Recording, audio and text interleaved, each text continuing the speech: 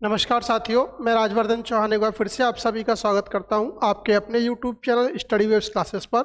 और जो समय हो रहा है वो एसएससी जीडी की परीक्षा को ध्यान में रखकर बनाई गई एक जो हिस्ट्री की क्वेश्चन शीट्स है उस पर बात करने का। तो अब तक हम लगभग 180 क्वेश्चंस पर डिस्कशन कर चुके हैं। आज हम 181 नंबर से शुरुआत करेंगे, लेकिन वीडियो की शुरुआत करने से पहले आपसे कहना चाहूँगा यदि चैनल को सब्सक्राइब नहीं किया है तो चैनल को सब्सक्राइब जरूर करें, बेल आइकन के बटन को जरूर दबाएं जिससे कि नई नई वीडियोस की जानकारी तक समय से पहुंचती रहे। यदि आप इस वीडियो को पसंद करते हैं तो ज़्यादा से ज़्यादा शेयर करिएगा जिससे कि ज़्यादा से ज़्यादा लोग इसका फ़ायदा उठा सकें। तो शुरुआत करते हैं आज के सत्र की, और पहला क्वेश्चन यानी कि क्वेश्चन नंबर 181 आप सभी के लिए ऐसा कि जो है स्क्रीन पर दिखाई दे रहा है। तो शुरुआत करते हैं। तो पहला जो आज का क्वेश्चन है वो लिखा हुआ है कि विक्रमशिला विश्वविद्यालय की स्थापना और नालंदा विश्वविद्यालय को पुनर्जीवित किसने किया। बहुत इंपॉर्टेंट क्वेश्चन है। नालंदा और विक्रमशिला दोनों विश्वविद्यालय, अगर हम भारत के प्राचीन इतिहास की बात करते हैं तो इन दोनों का शिक्षा के क्षेत्र में अपना एक महत्वपूर्ण योगदान रहा है। और क्वेश्चन आपसे ही पूछा गया है कि निम्न में से कौन सा जो शासक था वो नालंदा और विक्रमशिला विश्वविद्यालय की पुनर्स्थापना से संबंधित था, या किसने इन दोनों को फिर से जीवित करने में अपनी भूमिका निभाई है। Option A Dharmpal, B Vasudev, C Gopal और डी जो दे रखा है वो दे रखा है आपका श्रीगुप्त। अगर हम इसको पढ़ते हैं तो जो ए ऑप्शन है यानी कि जो शासक धर्मपाल है और विक्रमशिला विश्वविद्यालय की स्थापना और नालंदा विश्वविद्यालय को जीवित करने में अपनी महत्वपूर्ण भूमिका को रखता है। तो सही आंसर 181 का ए है। चलिए क्वेश्चन नंबर 182 की ओर बढ़ते हैं। लिखा हुआ है निम्नलिखित में से कौन सा कुषाण वंश का शासक नहीं हुआ। अगर हम कुषाण वंश के शासकों की बात करते हैं तो महानतम शासक की यदि हम बात करते हैं तो कनिष्क हुआ। चतुर्थ बौद्ध संगति इसी राजा के शासन काल में हुई। तो क्वेश्चन ये है कि कौन सा इसमें कुषाण वंश का शासक नहीं है। कनिष्क की परंपरा यदि हम देखते हैं नहपान, वशिष्ठ, वासुदेव और हुविष्क, ये चार ऑप्शन दे रखे हैं। तो आपको ये बताना है कि इनमें कौन सा जो था वो एक कुषाण वंश का शासक नहीं था। तो यदि हम बात करते हैं 182 नंबर की तो इसका जो सही आंसर है वो नहपान जो था वो कुषाण वंश का शासक नहीं था। वशिष्ठ, वासुदेव और हुविष्क नाम के जो राजा हुए वो कुषाण वंश से संबंध रखते थे। तो यानी कि 182 का जो सही आंसर है वो है आपका ए। क्वेश्चन नंबर 183 की ओर बढ़ते हैं। इंपॉर्टेंट क्वेश्चन लिखा हुआ है चालुक्य वंश भारत के भाग में एक प्रमुख राज्य था। चालुक्यों की बात करते हैं हम पूर्वी, उत्तरी, दक्षिणी या पश्चिमी। ये क्वेश्चन दे रखा है कि चालुक्य वंश किधर शासन किया करता था, किस भाग में शासन करते थे। तो चालुक्यों के बारे में कहा जाता है कि ये जो दक्षिण का क्षेत्र है, दक्षिण भारत का जो क्षेत्र है वहाँ पर ये शासन किया करते थे। चालुक्य वंश के बारे में बताया गया है। तो जो सही आंसर यहाँ पर है वो है आपका सी, यानी कि चालुक्य वंश का जो शासन था वो कहाँ पर था, दक्षिणी क्षेत्र में था। यानी कि भारत के दक्षिणी भाग में ये जो शासक थे वो शासन किया करते थे। चलिए अगले क्वेश्चन की ओर बढ़ते हैं। क्वेश्चन नंबर 184 की ओर बढ़ते हैं। क्या कहता है, उस भारतीय राज्य की पहचान करें जिसे महाकाव्य काल में प्राग ज्योतिष के रूप में जाना जाता था। बहुत इंपॉर्टेंट क्वेश्चन। प्राग ज्योतिष के नाम से जानने वाला राज्य कौन सा था। असम था, उड़ीसा था, केरल था या बिहार था। कमेंट में जरा उत्तर दीजिएगा। प्राग ज्योतिष के नाम से, ठीक है। प्राग ज्योतिष के अगर हम बात करते हैं तो प्राग ज्योतिष के नाम से जाने वाला जो राज्य था वो था असम। अगर हम असम की बात करते हैं तो कामरूप नाम भी मिलता है इसका, ठीक है। कामरूप प्रदेश के नाम से भी इसका वर्णन मिलता है। तो प्राग ज्योतिष और जो कामरूप नाम है वो किसके हैं, ये असम के ही है। तो 184 का जो सही आंसर है वो है आपका ए, कि ये किसके नाम थे, असम राज्य के नाम थे। क्वेश्चन नंबर 185 की ओर निम्नलिखित में से किस गुफा में पद्मपाणि बोधिसत्व नाम की पेंटिंग मिली है। अगर हम बात करते हैं अजंता और एलोरा की गुफाओं की तो वहां से संबंधित ये क्वेश्चन है। और क्वेश्चन पूछा गया है कि किसमें पद्मपाणि की जो है वो मूर्ति मिली है। उस गुफा संख्या के बारे में बताना है आपको। अजंता की गुफा संख्या 4, अजंता की गुफा संख्या 2, अजंता की गुफा संख्या 3 या अजंता की गुफा संख्या एक। यदि हम बात करते हैं पद्मपाणि बोधिसत्व के बारे में, तो बुद्ध के एक अवतार के रूप में इनका वर्णन किया गया है। तो ये जो मूर्ति है वो गुफा संख्या 1 से प्राप्त होती है। कहाँ से प्राप्त होती है? गुफा संख्या 1, यानी कि गुफा संख्या 1 जो है वो आपकी पद्मपाणि बोधिसत्व के नाम को जो है प्रदर्शित करती है। 1 से 18 तक की गुफाएं अगर आप पढ़ते हैं जनता की गुफाओं के बारे में, तो ये बौद्ध धर्म से संबंधित है। ऐसा हम अपनी रेगुलर क्लास में इनके बारे में बात कर चुके हैं। चलिए क्वेश्चन नंबर 186 की ओर बढ़ते हैं। क्वेश्चन नंबर 186 क्या कहता है, जरा ध्यान दीजिएगा। लिखा हुआ है, वर्मन वंश के भास्कर वर्मन ने किस क्षेत्र में शासन किया था? कामरूप में, उज्जैन में, मगध में या वैशाली में? बहुत इंपॉर्टेंट क्वेश्चन कि वर्मन वंश है, उस वर्मन वंश के शासकों के द्वारा किस क्षेत्र में शासन किया गया, ये बतलाना है आपको। Number 1 Kamrup, number 2 Ujjain, number 3 Magadh और नंबर 4 वैशाली। तो सही आंसर इसका जो है वो है वर्मन वंश के शासक जो थे भास्कर वर्मन, इनके द्वारा कामरूप के क्षेत्र में शासन किया गया। उज्जैन में विक्रमादित्य का नाम आता है, मगध में चंद्रगुप्त मौर्य का नाम आता है, और वैशाली की यदि हम बात करें तो हर एक वंश के शासकों का नाम वहां पर आता है। तो 186 का जो सही आंसर है वो है आपका ए, यानी कि भास्कर वर्मन ने कामरूप पर शासन किया था। क्वेश्चन नंबर 187 की ओर बढ़ते हैं। लिखा हुआ है, निम्नलिखित में कौन दर्शन शास्त्र के वैशेषिक संप्रदाय से जुड़े हुए हैं? ये क्वेश्चन कल भी आया था, आज भी पूछा गया है कि वैशेषिक संप्रदाय को जो प्रतिपादित करने वाले हैं या वैशेषिक संप्रदाय की शुरुआत किसने की थी? कणाद के द्वारा, पतंजलि के द्वारा, गौतम के द्वारा या जैमिनी के द्वारा? ठीक है, क्वेश्चन नंबर 187 का वैशेषिक दर्शन, ठीक है, वैशेषिक दर्शन के प्रतिपादक कौन है? तो वैशेषिक दर्शन के जो प्रतिपादक है वो कौन है? कणाद ऋषि माने हैं। पतंजलि योग के हैं, गौतम न्याय के हैं और जैमिनीय जो है वो संहिता के जो है मीमांसा जो दर्शन है उसके प्रतिपादक माने गए हैं। तो पतंजलि, गौतम और जैमिनी ये तीनों इससे संबंधित नहीं है। वैशेषिक दर्शन की यदि हम बात करते हैं तो कणाद ऋषि वैशेषिक दर्शन से संबंधित है। तो सही आंसर 187 का ए है। क्वेश्चन नंबर 188 की ओर बढ़ते हैं। लिखा हुआ है, उदयगिरी और खंडगिरी की प्रसिद्ध गुफाएं कहाँ पर स्थित है? उदयगिरी और खंडगिरी की प्रसिद्ध गुफाएं कहाँ पर स्थित है?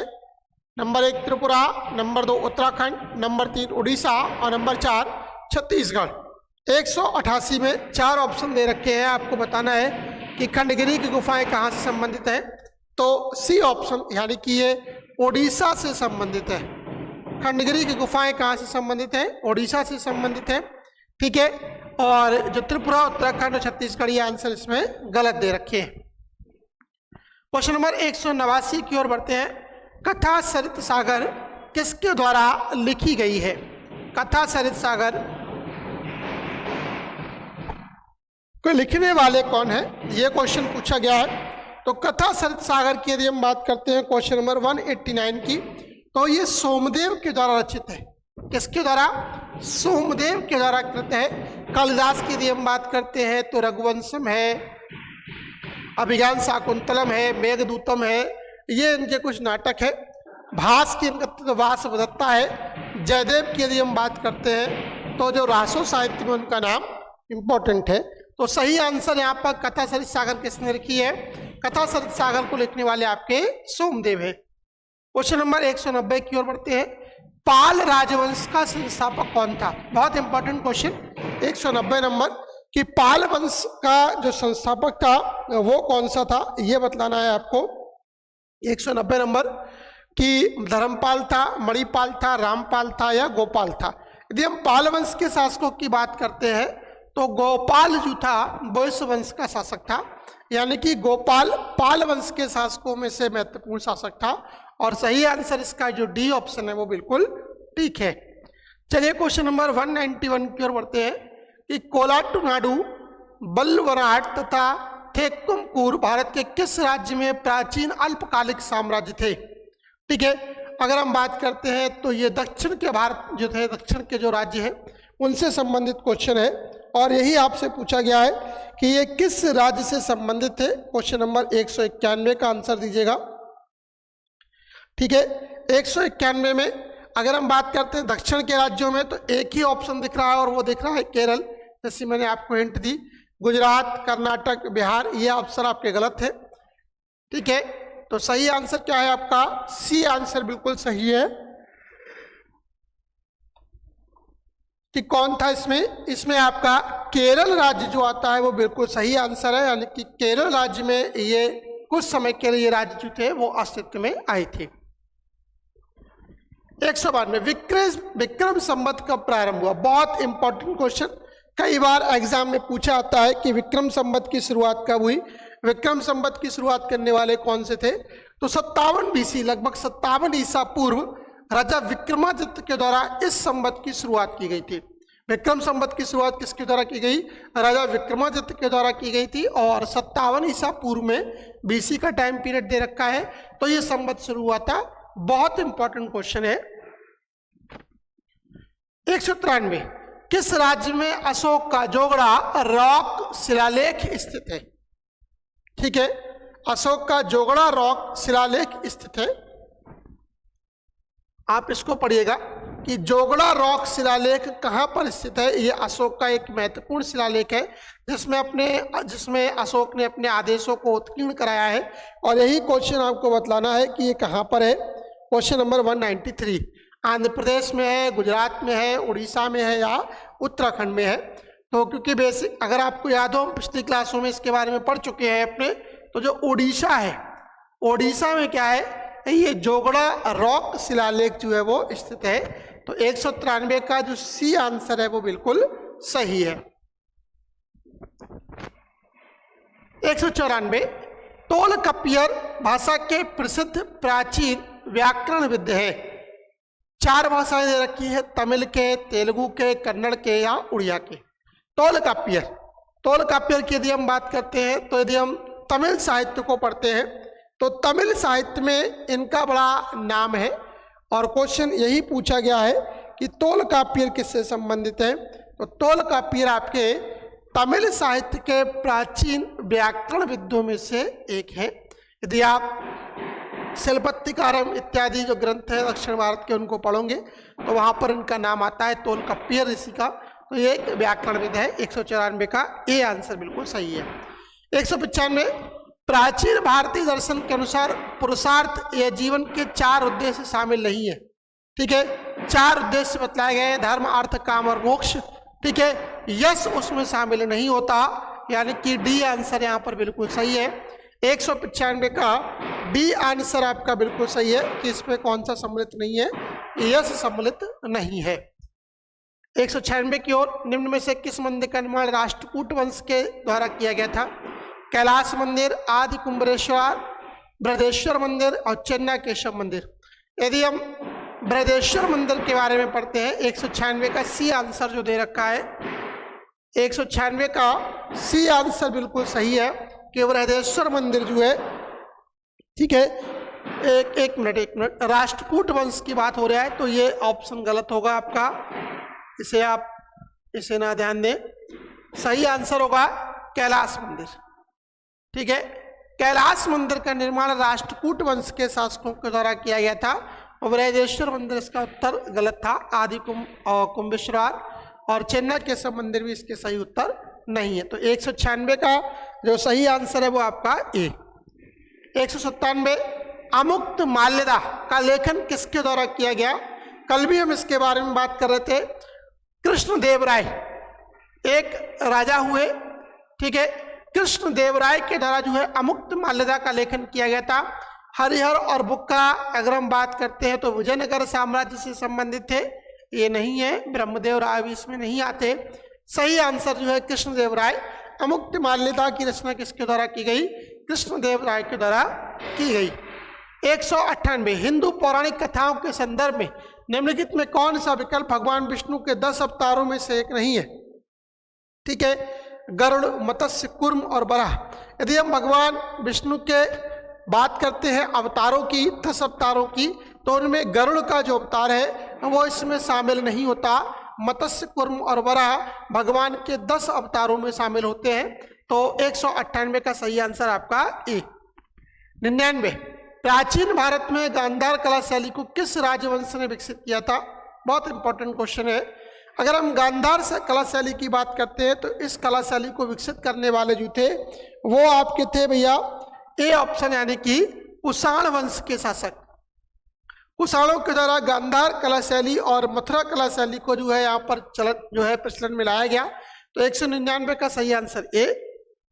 नंबर 200 नंबर क्वेश्चन है, बराह मिहिर के द्वारा निम्न में कौन सी पुस्तक लिखी गई थी? कुमार संभव, शकुंतला, व्रत संहिता या ऋतु संहार। यदि हम बराह मिहिर के बारे में बात करते हैं तो बराह मिहिर के द्वारा लिखी गई पुस्तक का नाम है बृहत संहिता। 200 का सी आंसर बिल्कुल सही है कि बृहत संहिता किसके द्वारा लिखी गई है? बराह मिहिर के द्वारा लिखी गई पुस्तक है। तो ये थे आज के कुछ क्वेश्चंस जो कि हमारे किससे संबंधित है, हमारे जीएस यानी कि हिस्ट्री की क्लास से संबंधित है। यदि आप इस वीडियो को पसंद करते हैं तो ज़्यादा से ज़्यादा शेयर करिएगा, जिससे कि ज़्यादा से ज़्यादा लोग इसका फ़ायदा उठा सके। आज के लिए फिलहाल इतना ही, धन्यवाद।